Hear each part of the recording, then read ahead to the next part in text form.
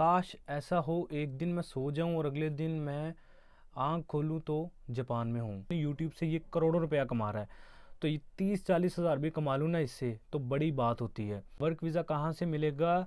Work visa के लिए bank statement लाजमी होती है, रिप्लाई प्लीज़। लेकिन अगर आपके पास बिज़नेस नहीं है, कोई जॉब नहीं है, पैसे पड़े हुए हैं, उनको कैसे यूज़ करें? मैं मेन उन लोगों को टारगेट कर रहा हूँ, क्योंकि बिज़नेस वाले को तो इतनी प्रॉब्लम नहीं रहती, ना ही जॉब वाले को रहती है।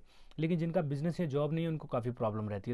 बिस्मिल्लाहिर्रहमानिर्रहीम, अस्सलाम वालेकुम। उम्मीद करता हूँ आप सब खैरियत से होंगे। आज की वीडियो में कुछ इंपॉर्टेंट क्वेश्चंस हैं, आपके ही क्वेश्चंस हैं, तो मैंने सोचा मतलब ना हर वीक में एक Q&A वीडियो बना दिया करूँगा। अच्छा, एक मिनट स्किप नहीं करना। कम इस Q&A वीडियो इसलिए बना रहा हूँ ताकि आपके देखें, जब आप वीडियो देखते हैं ना, तो कुछ ऐसी चीज़ें होती हैं जो आप सुनने के लिए आते हैं, लेकिन वो मुझे नहीं पता चलता आप क्या सुनने आए हैं। ठीक है, तो आप कमेंट्स में बताते हैं, फिर उस पर मैं डिटेल से आपको आंसर कर देता हूँ। Q&A का मकसद ये होता है। और आप Q&A वाली वीडियो मेरी नहीं, हर बंदे की, जो भी Q&A वीडियो कर रहा है उसकी लाजमी सुना करें, क्योंकि उसमें जब लोग नीचे क्वेश्चंस पूछते हैं ना, तो वही होते हैं जिनमें आपको प्रॉब्लम आ रही है। तो हो सकता है वो Q&A वाली वीडियो आपके लिए हेल्पफुल रहे, तो आप ये वीडियो देख लीजिएगा। कुछ 15 कमेंट्स हैं जिनके आंसर करूंगा, यूनिक कमेंट्स हैं। इसके अलावा बैंक स्टेटमेंट पे थोड़ी सी डिटेल से बात कर लेंगे। सबसे पहले हम अपने पहले क्वेश्चन की तरफ आते हैं। वो है जी रिजवान खान का। ये पूछ रहे हैं बैंक स्टेटमेंट में फादर की बैंक स्टेटमेंट यूज़ कर सकते हैं या नहीं। तो बैंक स्टेटमेंट यार देखो, हर कंट्री की अपनी अपनी एक डिफरेंट डिटेल होती है। लेकिन अगर हम तुर्की की बात करें, या और भी तकरीबन मेरे ख्याल में कोई 30 से 40 ऐसे ममालिक है जहाँ पे आप अपने फादर, मदर, बहन, भाई, इनकी स्टेटमेंट यूज़ कर सकते हैं। मतलब चाचा, मामा, कज़न, इनकी नहीं, जो आपके क्लोज, आपके खूनी रिश्ते हैं, इनकी आप स्टेटमेंट यूज़ कर सकते हैं। सेकंड क्वेश्चन यहाँ पे हमारे पास आया था day with Fahad Abbasi, how to verify recruitment agency. Recruitment agency पे मैंने एक वीडियो बनाई थी माल्टा पे, कि आप 4 से 5 लाख रुपए रिक्रूटमेंट एजेंसी लेती है, आपको माल्टा का वर्क वीज़ा दे देती है। तो शायद उसके लिए इन्होंने कमेंट की है। How to verify recruitment agency, are recruitment agency safe if they ask money before process. यानी कि क्या रिक्रूटमेंट एजेंसी सेफ़ है और इनको हम पैसे दे दें अगर वो प्रोसेस से पहले हमसे मांग रहे हैं। तो इसमें एक छोटा सा तरीकाकार ये होता है कि आप जब कोई रिक्रूटमेंट एजेंसी या कोई एम्प्लॉयर, जिस किसी से भी आपकी बात होती है कोई जॉब के लिए, एम्प्लॉयमेंट वर्क वीज़ा के लिए, तो वो आपको एक एम्प्लॉयमेंट लेटर सेंड करते हैं, जिसे हम कॉन्ट्रैक्ट लेटर भी कहते हैं। तो वो आप एम्बेसी या कौंसलेट ले जाया करें, वहाँ से वेरीफाई करवा लिया करें क्या क्या ये जेन्युइन है। तो जब वो वेरीफाइड कर दें एम्बेसी या कौंसलेट वाले, तो फिर आप अपना पेमेंट वगैरह कर सकते हैं। अच्छा, नेक्स्ट यहाँ पे हमारे पास क्वेश्चन है तैमूर सलीम का। ये कहते हैं काश ऐसा हो एक दिन मैं सो जाऊं और अगले दिन मैं आँख खोलूं तो जापान में हूँ। ये मतलब फ़नी है थोड़ा सा, लेकिन ऐसा नहीं हो सकता भाई, मेहनत करनी पड़ेगी आपको। अच्छा जी, अगला क्वेश्चन आता है फयाज़ हुसैन। ये कह रहे हैं अस्सलाम वालेकुम रज़ा भाई, can you explain me that what's are difference between CV and cover letter same. यानी कि पूछ रहे हैं कि सीवी और कवर लेटर सेम होते हैं या इनमें डिफरेंस क्या है। Fayaz from Dubai. तो फयाज़ भाई, इसमें एक डिफरेंस ये होता है कि जो सीवी होती है वहाँ पे आपकी डिटेल्स होती है, मतलब आपका एक्सपीरियंस, आपकी एजुकेशन और आपकी सारी स्किल्स वगैरह की। जो कवर लेटर होता है उसमें आप एक एज ए रिक्वेस्ट कर रहे होते हैं, उसमें आप डिटेल्स तो अपनी दे रहे होते हैं कि मैं ये चीज़ में प्रोफेशनल हूँ, लेकिन आप शॉर्टली उसे बताते हैं कि मैं आपके एम्प्लॉयर को बताते हैं कवर लेटर में कि मैं आपके ये काम आ सकता हूँ, और आप रिक्वेस्ट करते हैं कि जॉब गेट करने के लिए कि मुझे आप हायर करें और आपके लिए ये बेनिफिशियल मैं साबित होऊंगा, और उससे एडवांस में आप थैंक यू करते हैं। कवर लेटर में, सीवी में ये डिफरेंस होता है। अच्छा जी, नेक्स्ट क्वेश्चन है जहूर उफ सो प्रिटी सॉन्ग का। वो कहते हैं जी ब्रो, अगर ऑनलाइन वर्क परमिट लेने के लिए एडवांस फ़ी मांग रहे हों एम्प्लॉयर, तो दे देनी चाहिए। तो इसका भी वही तरीकाकार जो मैं आपको बता चुका हूँ कि जब आपको देखें, कोई भी एम्प्लॉयर आपसे डायरेक्ट पैसे नहीं मांगेगा, वो आपको पहले एक कॉन्ट्रैक्ट लेटर सेंड करेगा। वैसे एम्प्लॉयर ज़्यादातर फ्री आपको करते हैं सारा प्रोसेस, लेकिन कुछ कंपनीज आपसे पैसे मांगती हैं। आप क्या करें, आपको जब वो कॉन्ट्रैक्ट लेटर सेंड करें, आप उसे वेरीफाइड ज़रूर करवाएं किसी अच्छी रिक्रूटमेंट एजेंसी या कौंसलेट से, या फिर उनकी एम्बेसी से जाकर उनसे एक दफ़ा वेरीफाइड करवा ले के या ऑथेंटिक है। अगर तो वो वेरीफाइड कर दें तो फिर आप कुछ ना कुछ पेमेंट वगैरह करके अपना प्रोसेस कंटिन्यू कर सकते हैं। अगला सवाल है जी, चाइनीज़ लैंग्वेज में लिखा, तो मुझे समझ नहीं आ रहा इनका नाम, लेकिन उन्होंने पूछा है भाई एल सल्वाडोर के विजिट वीज़ा की इन्फॉर्मेशन दे दें। तो यार ये एल सल्वाडोर जो है, ये ऐसे ही बहुत सारे ममालिक है यूरोप में जिनका लोगों को पता नहीं है। एल सल्वाडोर का बहुत कम लोगों को पता होगा। ऐसे कंट्रीज़ जहाँ पे यूरोप का लोगों को पता नहीं है, बहुत कम लोगों को पता है, छोटे छोटे कंट्रीज़ हैं, तो इन पे मैं डिटेल से वीडियोस बनाया करूँ कि इसके विजिट वीज़ा की क्या इन्फॉर्मेशन है और जॉब्स के क्या सीन है। तो इंशाल्लाह मैं कोशिश करूँगा कि ये यूरोप के छोटे मोटे कंट्री जिनका लोगों को पता नहीं है उन पे वीडियोस बनाया करूँ। नेक्स्ट क्वेश्चन है हमारा, अली इकबाल पूछते हैं, सर जाना चाहता हूँ स्पेन जाना चाहता हूँ, तो समझ नहीं आ रहा भाई आपका नंबर मिलेगा? फादर कहते हैं ठीक है अगर आपका नंबर मिल गया तो यार मतलब मैं आपको बता चुका हूँ कि मैं कंसल्टेंट या एजेंट नहीं हूँ। आपको यार मैं एक चीज़ सच आपसे क्लियर करना चाहता हूँ, इस क्वेश्चन से मुझे याद आ गई, मैंने आपसे क्लियर करनी भी थी कि कुछ लोग कहते हैं यार आप इन्फॉर्मेशन प्रोवाइड करते हैं, आप कुछ मतलब होते हैं ना कुछ हेटर्स टाइप, ये 100 में से 1-2 निकलते हैं और ये ज़्यादातर एजेंट्स होते हैं, ये भी मुझे पता है। लेकिन मैं ऐसे लोगों को कहता हूँ यार देखें, अब कुछ ऐसे दोस्त भी हैं जो आपसे 500, 1000, 1500, 2000 ऐसे आपसे फ़ीस लेते हैं और आपको फिर आधा घंटा या 15 मिनट की अपॉइंटमेंट आपको देते हैं कि जी आप हमसे इन्फॉर्मेशन ले लें।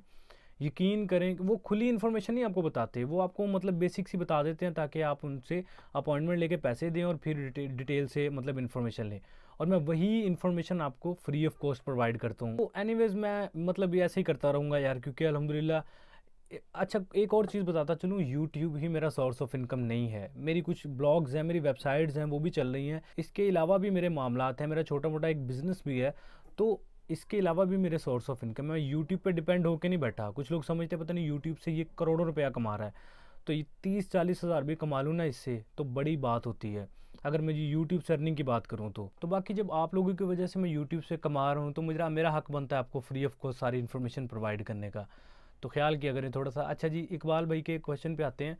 तो भाई इकबाल भाई मैं कंसल्टेंट या एजेंट नहीं हूँ, आपको मैं सारी इन्फॉर्मेशन प्रोवाइड कर देता हूँ।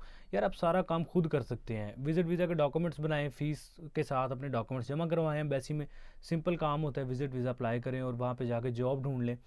नेक्स्ट क्वेश्चन है जी आरिफ बलोच का, ये कहते हैं भाई आपकी वीडियोस अच्छी होती हैं मगर जॉब नहीं मिली, बहुत कोशिश की, ऐसा नहीं लगता कि बगैर एजेंट के काम होगा? आरिफ भाई मैं एजेंट्स के तो मैं आपको रिकमेंड नहीं करूँगा, आपको ये रिकमेंड करूँगा बेस्ट अगर वे है कुछ आप इन्वेस्ट कर सकते हैं तो विजिट वीज़ा ले लें, जो भी आपका टारगेट है वहाँ के डॉक्यूमेंट्स बनाएं, कुछ मुश्किल नहीं है, विजिट वीज़ा अप्लाई करें, आप वहाँ पे जाके जॉब ढूंढ लें और फिर अपना विजिट वीज़ा को वर्क वीज़ा में कन्वर्ट कर लें, बेस्ट ऑप्शन यही है। अगर पैसे नहीं है फिर ये वेबसाइट्स या ऑनलाइन आप अप्लाई कर सकते हैं, पैसे हैं तो फिर विजिट वीज़ा बेस्ट ऑप्शन है। अगला सवाल है जी असद खान का, कहते हैं बैंक स्टेटमेंट कितनी होनी चाहिए, 3 या 6 मंथ की? एफआरसी में सिर्फ ब्रदर और फादर ऐड हो सकते हैं। बैंक स्टेटमेंट यार हर कंट्री डिफरेंट करता है, कुछ कंट्रीज़ कहते हैं 3 महीने की, कुछ कहते हैं 6 महीने की, तो ये कंट्री पे डिपेंड करता है। और सेकेंडली आपने पूछा है कि एफआरसी में सिर्फ ब्रदर या फादर, तो एफआरसी में आपकी पूरी फैमिली इंक्लूड है। हाँ अगर आपकी शादी हो चुकी है तो बीवी और बच्चे ही हैं सिर्फ, लेकिन अगर आप सिबलिंग के साथ कर रहे हैं तो फिर आपकी फैमिली पूरी ऐड होगी, बहन भाई, छोटे बहन भाई जिनका शनाख्ती कार्ड नहीं बना, सीएनएसी नहीं बना, उनके बेफॉर्म्स लगेंगे, तो ये ऑनलाइन आप घर बैठे अप्लाई कर सकते हैं, एफआरसी को मुश्किल नहीं है। अगला क्वेश्चन है जी तुर्की में इंटरव्यू होता है? तो तुर्की में इंटरव्यू होता है, आपको एक फॉर्म मिलता है इंटरव्यू फॉर्म, जो एम्बेसी में या कॉन्सुलेट जो एनातोलिया का ऑफिस है वहाँ पे जाके आपने फिल करना होता है वहीं बैठे। अगला क्वेश्चन है अफजल मलिक का, ये कह रहे हैं सर मैं तुर्की हूँ, क्या जापान जा सकता हूँ? तो देखिए आप किसी भी थर्ड कंट्री से हैं सिवाय पाकिस्तान के, मतलब आप किसी भी आउट ऑफ कंट्री हैं जो कि वेल सेटल्ड हैं आप वहाँ पे और वो डेवलप कंट्री है, तो वहाँ से आगे किसी कंट्री में मूव होने के बहुत ज़्यादा चांसेस होते हैं, क्योंकि आप नेशनल तो पाकिस्तानी है लेकिन रेजिडेंस आप उस कंट्री के कहलाते हैं जहाँ पे आप वेल सेटल्ड बैठे हुए हैं। अगला क्वेश्चन है जी एम आर सैफुल्ला, कहते हैं भाई वर्क वीज़ा के लिए मेडिकल करवाना ज़रूरी है? तो डेफिनेटली वर्क वीज़ा के लिए किसी भी कंट्री में आप चले जाएं, जब आप वर्क वीज़ा वहाँ का हासिल करते हैं तो वहाँ पे आपको मेडिकल भी करवाना पड़ता है और हेल्थ इंश्योरेंस भी करवानी पड़ती है जब आप वर्क वीज़ा लेते हैं। विजिट वीज़ा में तो कुछ कंट्रीज़ हैं एक दो जिनमें आपको मेडिकल करवाना पड़ता है, लेकिन ज़्यादातर कंट्रीज़ में आपको विजिट वीज़ा पे मेडिकल नहीं करवाना पड़ता, वर्क वीज़ा में आपको हेल्थ इंश्योरेंस भी करवानी पड़ती है वहाँ पे जाके और मेडिकल भी अपना करवाना पड़ता है। मोहम्मद हसीम नेक्स्ट क्वेश्चन कर रहे हैं जी मैं फ्रीलांसर हूँ और ये मैंने पुर्तगाल पे एक D7 वीज़ा पे वीडियो बनाई थी, तो उसके बारे में पूछ रहे हैं कि टाइम ड्यूरेशन क्या है वीज़ा का। तो ये अभी फ़िलहाल तो चल रहा है, पता नहीं आगे आने वाले इन फ्यूचर ये बंद कर दें प्रोग्राम तो कोई कह नहीं सकते, लेकिन अभी फ़िलहाल ये D7 वीज़ा चल रहा है फ्रीलांसर के लिए। अच्छा जी अगला क्वेश्चन है KB अमेजिंग वर्ल्ड का, ये भाई ऐसा कोई बताओ जिसमें ऐसा कंट्री कोई बताओ जिसमें बैंक स्टेटमेंट की ज़रूरत ना पड़े, बस हम यहाँ से जॉब मिले और हम फ़्लाइट में बैठ के जाएँ और काम करें पैसे कमाएँ। ऐसा कंट्री पता नहीं कौन सा है जिसमें आपको हाँ कुछ ऐसे कंट्रीज़ हैं जिनमें आपको बैंक स्टेटमेंट नहीं चाहिए, जैसे सिंगापुर है। विजिट वीज़ा की बात कर रहा हूँ, बैंक स्टेटमेंट आपको नहीं चाहिए सिंगापुर के लिए, दुबई के लिए, अज़रबैजान है, इसके अलावा उज़्बेकिस्तान है, और भी एक दो कंट्रीज़ है जिनमें आपको कीनिया वगैरह है, युगांडा है, ऐसे कंट्री, कतर है, इनमें आपको बैंक स्टेटमेंट की ज़रूरत नहीं पड़ती। आपको सिंपली वीज़ा मिल जाता है। और बाकी बात करें भाई वर्क वीज़ा की, तो वो आपको वहाँ पे जाके जॉब ढूंढनी पड़ती है, फिर ही आपको वर्क वीज़ा मिलता है। अगला सेकंड लास्ट क्वेश्चन है जी विक्रम कनौजिया। ये कह रहे हैं भाईजान मेरे एजेंट ने एम्बेसी फ़ी भी खुद दी है और बाकी पैसे भी प्रोसेस होने के बाद। तो बेस्ट ऑफ लक यार, लेकिन संभल के चलना, वेरीफाइड करो सारी चीज़ों को, फिर अगला स्टेप लो और पैसे कोई पे ना करना। ये मेरी एक सजेशन है कि आप कभी भी वेरिफिकेशन के बगैर कोई पैसा ना दें किसी को भी। लास्ट क्वेश्चन है इब्राहिम उस्मान का। ये पूछ रहे हैं सर तुर्की जाना है, वर्क वीज़ा कहाँ से मिलेगा? वर्क वीज़ा के लिए बैंक स्टेटमेंट लाजमी होती है, रिप्लाई प्लीज़। तुर्की का वर्क वीज़ा एक तो आपको यहाँ से डायरेक्टली नहीं मिलेगा, ठीक है। आप विज़िट वीज़ा पे वहाँ पे जाएंगे, जाके अपना जॉब ढूंढेंगे, वहाँ पे फिर आप ब्लू कार्ड अप्लाई करेंगे, वो आपकी कंपनी अप्लाई करेगी आपके लिए। ब्लू कार्ड बेसिकली तुर्की में वर्क वीज़ा को ब्लू कार्ड कहते हैं, ठीक है। तो उस पर आप फिर काम कर सकते हैं। और ब्लू कार्ड मुश्किल ही मिलता है यार, लेकिन फिर भी जो कंपनीज आपको प्रोवाइड कर देती हैं, ज़्यादातर लोग वहाँ पे रेड कार्ड पे भी जॉब करते हैं। लेकिन मैं सुजेस्ट नहीं करूँगा, आपकी अपनी मर्ज़ी, आप रेड कार्ड पे जॉब करें, ब्लू कार्ड पे, जो आपको आसानी लगे। लेकिन रेड कार्ड पे आप जॉब नहीं कर सकते। वैसे तुर्की की गवर्नमेंट के मुताबिक आप ब्लू कार्ड पे जॉब कर सकते हैं, जिसे वर्क वीज़ा कहते हैं, और ब्लू कार्ड आपको कंपनी ही प्रोवाइड करती है, ठीक है जी। और वर्क वीज़ा डायरेक्टली आपको पाकिस्तान से नहीं मिलता। ये कुछ क्वेश्चंस थे जी जो आप लोगों ने पूछे, जिनके कमेंट्स नहीं ले सका, जिनके क्वेश्चन नहीं ले सका, वो इस वीडियो के नीचे कमेंट्स कर दें। इंशाल्लाह आने वाली जो वीडियो है उसमें आपके क्वेश्चन पिक कर लूँगा। इसके अलावा बैंक स्टेटमेंट को लेके काफ़ी दोस्त परेशान रहते हैं, मुझे क्वेश्चंस आते हैं बैंक स्टेटमेंट कैसे मेंटेन करें, बैंक स्टेटमेंट कितनी होनी चाहिए। तो देखें यार, फॉर एग्जांपल हम समझते हैं कि तुर्की की बैंक स्टेटमेंट हम कैसे बना सकते हैं। तुर्की की बैंक, हर कंट्री का यही प्रोसीजर रहेगा, लेकिन मैं एग्जांपल के तौर पे तुर्की को पकड़ रहा हूँ क्योंकि ये आपको समझने में भी आसानी रहेगी और आसान भी है। अच्छा, फॉर एग्जांपल आपके पास है जी 3-4 लाख रुपए आपके पास है, ठीक है। और उन्हीं को आपने रन करना है। अब रन कैसे करना है? अब सारे यूट्यूबर्स ये तो बता देते हैं कि यार आप उन पैसों को निकलवाएं, डलवाएं और फिर अपनी बैंक स्टेटमेंट रेडी कर लें। तो ये कुछ समझ नहीं आती लोगों को ना, फिर भी कंफ्यूज रहते हैं। अच्छा, आप समझिएगा ज़रा, थोड़ी सी बेसिक सी डिटेल आपको दूंगा। अगर किसी बंदे के पास 3-4 लाख रुपए हैं, वो क्या करेगा?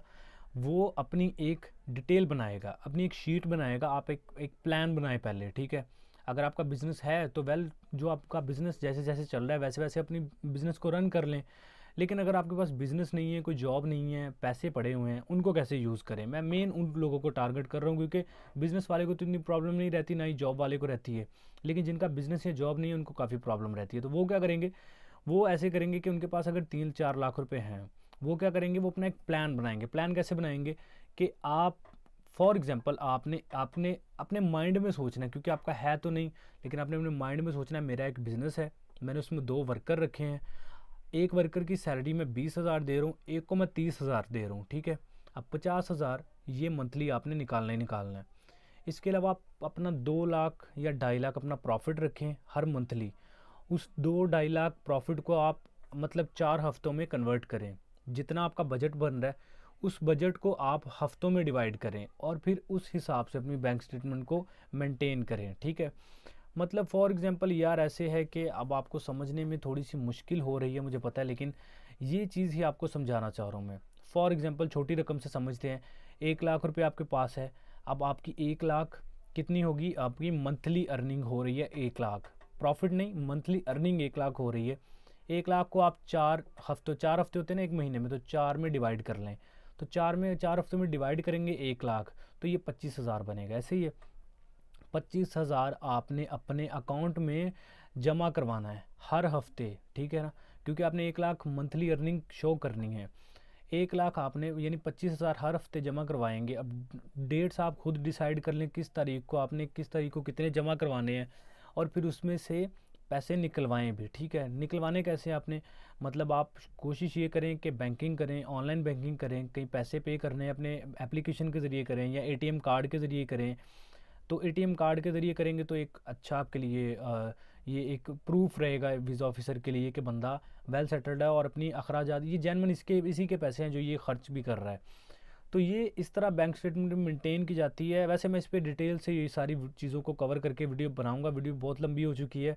तो वैसे मैं इसे डिटेल से आपके साथ शेयर करना चाहता था कि आप एक एक डेट में आपको बताना चाहता था, लेकिन वीडियो लंबी हो जाएगी। तो इंशाल्लाह नेक्स्ट वीडियो रख लेते हैं जिसमें बताऊंगा कि आप कैसे अपनी डेट्स को भी मैनेज करेंगे, कैसे सारा प्रोसेस करेंगे। ये वीडियो आपके लिए हेल्पफुल रही है। वीडियो थोड़ी सी भी पसंद आई है लाइक करें, चैनल पे पहली दफ़ा है एवरी विज़ा यूट्यूब चैनल को सब्सक्राइब करके बेल आइकन पर प्रेस करें। अपना बहुत सारा ख्याल रखें, मिलते हैं नेक्स्ट वीडियो में। टेक केयर, अल्लाह हाफिज़।